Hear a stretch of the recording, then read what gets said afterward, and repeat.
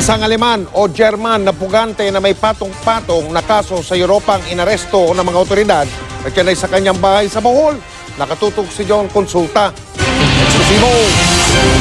Nang makuha ang senyas mula sa kanilang undercover agent, pinasok na ng mga operatiba ng Immigration Fugitive Search Unit ang bahay ng kanilang dayuhang target sa Bohol. They are from the immigration. When you want, then I bring the dog in the house. Okay? No, just sit. Dala mo siya ng damit niya. Mabilis na pinalibutan ng German fugitive na si Lothar Gunther Bebenroth, 52 anyos. I am the chief of data scandal here. Yeah. Okay, so Agad siyang pinusasan, lalo pat napag-alaman na dating miyembro ng Special Forces ng Germany ang subject. Asentado raw ang Aleman sa paggamit ng baril. Sa likod ng kanyang bahay, makikita ang mga target board na kanyang ginagamit sa target practice.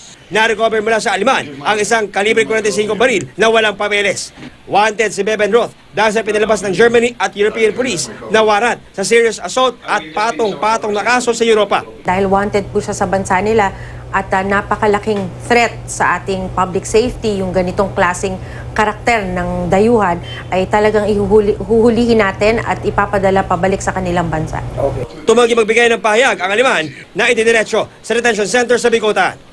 As soon as the deportation order is issued, we need to secure clearances from the National Bureau of Investigation to determine whether or not he stands trial here for crimes committed in the country. If that is cleared, then we will immediately send him back to Germany.